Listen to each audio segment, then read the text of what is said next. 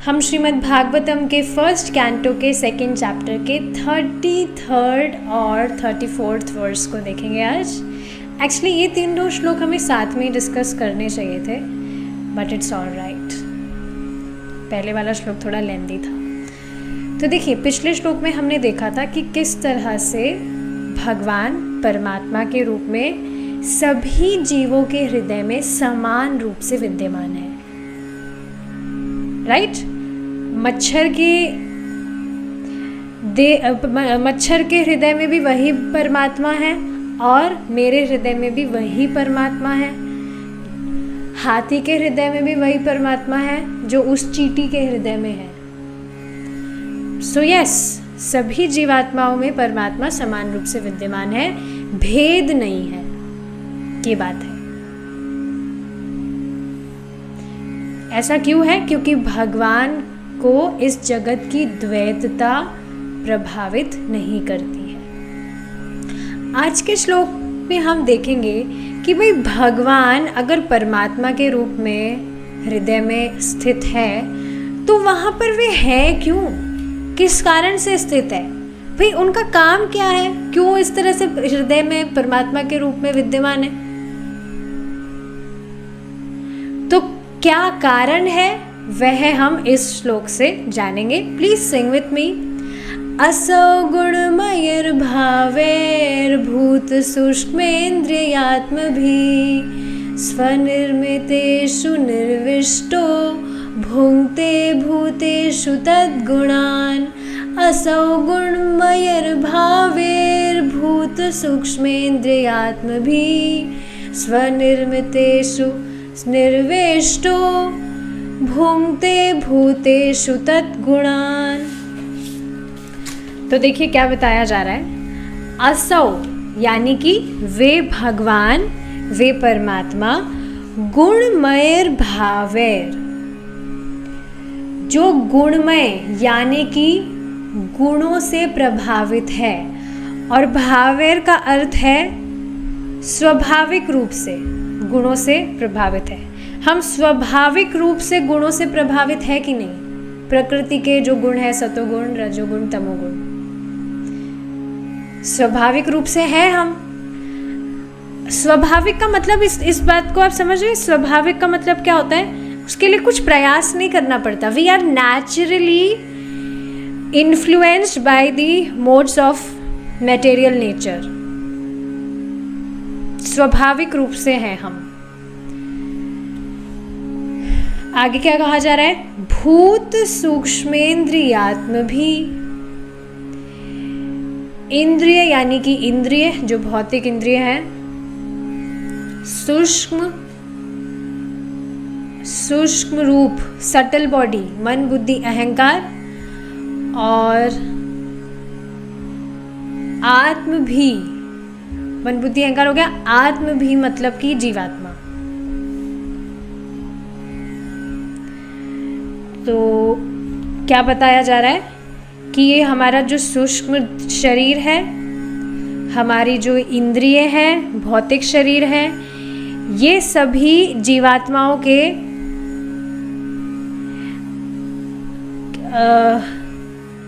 किससे बने हैं? इन भौतिक गुणों से इन्फ्लुएंस्ड होकर ही बने। मतलब इस बात को समझिए कि व्यक्ति जिस गुण से प्रभावित होता है वैसे ही गुण का उसका सूक्ष्म शरीर और इंद्रियां होती है। ये बात बताई जा रही है। आप देखेंगे कोई व्यक्ति बहुत ज़्यादा तमोगुणी होता है। Do you know such people? I am remembering one person, वो खुद बता रहे मैं तामसिक हूँ, आई एम तामसिक। और तामसिक लोगों का आप देखेंगे क्योंकि वे इस गुण से प्रभावित है तो उनकी आदतें भी ऐसी होंगी। पूरी वो बता रहे थे रात को वो कुछ पूजा करते हैं काली माता की, और सुबह के समय वो सोते हैं। बिल्कुल ऑपोजिट, मतलब जो भक्तों का जो दिनचर्या होती है उसका बिल्कुल ऑपोजिट दिनचर्या उनका है। भक्त सुबह उठते हैं, ब्रह्म मुहूर्त के टाइम उठते हैं, स्नान वगैरह करके भगवान का जप करते हैं सुबह के समय। सात्विक people. And actually any person who is serving Krishna वो सात्विक भी नहीं है, वो सात्विक से भी ऊपर है, ट्रांसेंडेंटल स्टेज। सो यस, ये बात बताई जा रही है कि ये जो प्रकृति के गुण है, इनसे प्रभावित, इन्हीं से, इन सभी गुणों से बना हुआ है हमारा सूक्ष्म शरीर और इंद्रिय, और फिर व्यक्ति उस हिसाब से भोग करता है। करता कैसे? देखिए, स्वनिर्मितेषु निर्विष्टो, भगवान स्वयं जीवों के लिए इन सब की रचना करते हैं। क्यों करते हैं? भूंगते भूतेषु तद्गुणान, भूंगते यानी कि ताकि जो जीवात्मा है वे भोगे, भूतेषु यानी कि जीवात्मा, ताकि जीवात्मा भोगे, दे एंजॉय। जैसे भी व्यक्ति जिस भी गुण से प्रभावित है, उसकी जो इच्छाएं हैं उसको वह भोगे, तो उसके लिए भगवान विशेष रूप से स्वयं उसकी इन सब की रचना करते हैं। और बेसिकली भगवान अंदर बैठ के कर क्या रहे हैं? परमात्मा। यहाँ से बात समझ आ रही है? जीवात्मा की जो भी इच्छाएं हैं, भगवान बेसिकली परमात्मा के रूप में हृदय में बैठकर सब देख रहे हैं। ही इज नोटिसिंग एवरीथिंग, और वे जीवात्मा की डिजायर्स को सैंक्शन करते हैं। जैसी भी जीवात्मा इच्छा कर रहा है उसको भगवान वैसी ही बुद्धि देकर वो कार्य कर पाता है। हर व्यक्ति की एक विशेष कुछ इच्छा होती है और भगवान उसकी इच्छा के अनुसार उसको वैसा शरीर प्रदान करते हैं और उसकी इच्छाएं पूरी करते हैं। सो ही सैंक्शंस एवरीवन्स डिजायर्स। ये बात हमें इस वर्स से पता लग रही है। भाई किसी को बहुत ज़्यादा जो भी उसकी इच्छाएं हैं, तैरना उसको पसंद है, तो भाई मनुष्य जीवन में तो कमी पड़ रही है कि नहीं? अच्छे से खुल के नहीं तैर पा रहा है वो बेचारा, तो ठीक है, उसको फिर डॉल्फिन का शरीर दे दिया जाएगा उसकी इच्छा पूरी करने के लिए। किसी को बहुत खाना पसंद है, प्रसादम की बात नहीं हो रही है, बहुत फूडी है, वो खाता रहता है। और कुछ लोग तो होते हैं जो बोलते हैं हम कुछ भी खाते हैं, हम कुछ भेदभाव नहीं करते, तो ठीक है, फिर उसको उस तरह का एक शुकर का शरीर प्राप्त हो जाएगा। किसी को उड़ने का बहुत शौक होता है, उड़ने की भी आप देखेंगे बहुत सारी टेक्निक्स होती है, क्या क्या वो गैजेट्स आते हैं उससे लोग उड़ते हैं, पैराशूट्स क्या बोलते हैं, I am not remembering the names, पर इमेजेस आ रही है दिमाग में इस तरह से। पहले टीवी वगैरह में देखा है, तो लोग इस तरह से ऊपर आकाश में उड़ना चाहते हैं। वही मनुष्य जीवन मिला है, ये नहीं आत्म साक्षात्कार के लिए कुछ करे, भगवान का जप करे, कथा सुने, नहीं, उनको उड़ना है ऊपर आकाश में। तो ठीक है, तुम पक्षी बन जाओ फिर।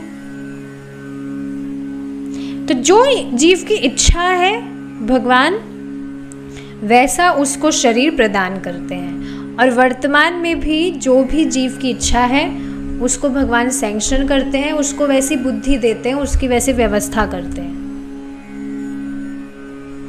तो इससे आप देख पा रहे हैं बहुत इंपॉर्टेंट चीज़ यहाँ पर कि शरीर धारण की क्षमता जीव में भगवान के द्वारा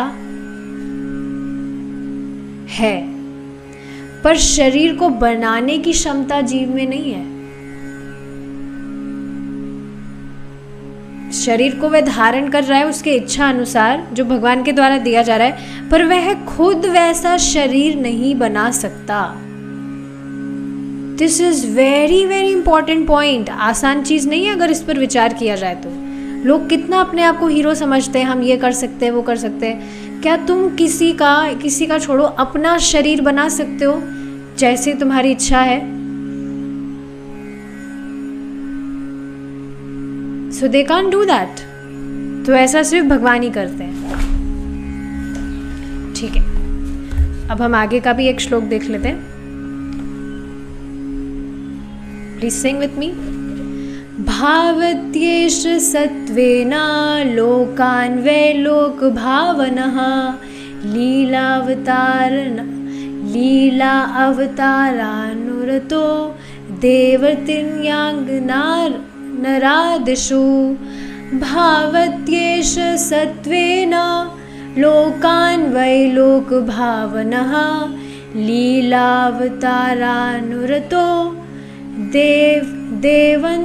देवतिर्यंगनारादिषु।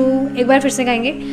भावयत्येष सत्त्वेन लोकान् वै लोकभावनः लीला अवतारनुरतो देवतिर्यंगनारादिषु। ठीक है, आगे देख लेते हैं, नहीं तो इसको गाने में ही पूरा टाइम हो जाएगा। देखिए क्या कहा जा रहा है। भावयत्येष सत्त्वेन लोकान् वै लोकभावनः। तो इन सभी का भगवान सतोगुण के द्वारा पालन करते। सतोगुण मतलब शुद्ध सत्व की यहाँ बात हो रही है।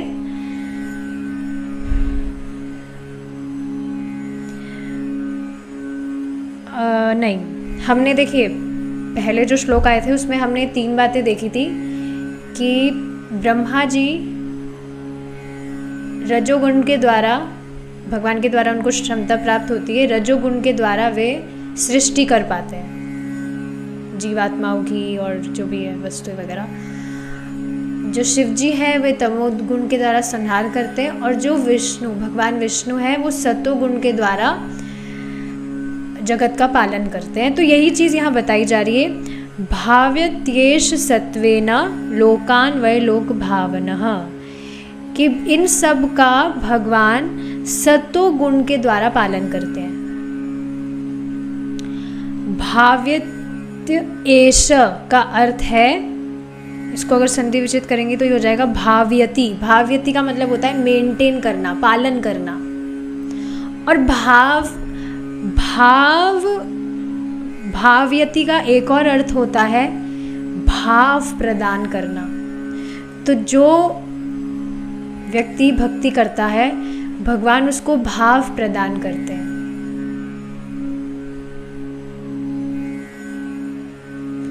प्रेम भाव, भाव भक्ति। सो यस, इस तरह से भगवान सतोगुण के द्वारा पालन करते हैं। लीला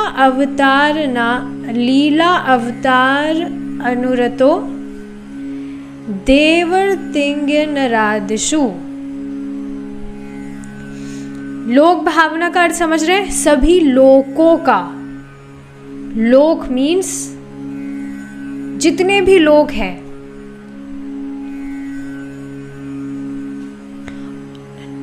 हाँ, ये वही मतलब कि निश्चित रूप से वे इस तरह से करते हैं। और क्या करते हैं? जगत की सृष्टि, जगत की सृष्टि करता है वे। लोक भावना मतलब कि he is the master of all the universes. देखिए, लोकान का अर्थ हुआ सभी लोग, और लोक भावना मतलब कि वे भगवान जो जगत की सृष्टि करता है। He is the master of all the universes. और क्या करते हैं भगवान? लीला अवतार अनुरतो। लगातार भगवान लीला अवतार करते ही रहते हैं। कहाँ कहाँ? देवताओं में, पशुओं में, तिर्यक यानी कि पशुओं में, देव यानी कि देवताओं में, और नरादिषु यानी कि नरों, मनुष्यों के मध्य में, बीच में।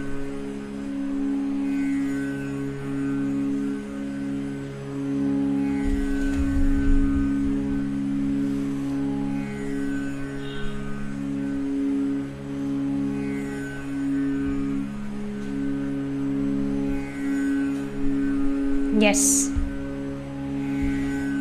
तो सभी प्लैनेट्स में आप देखेंगे डेमीगॉड्स, लोग और पशु होते हैं।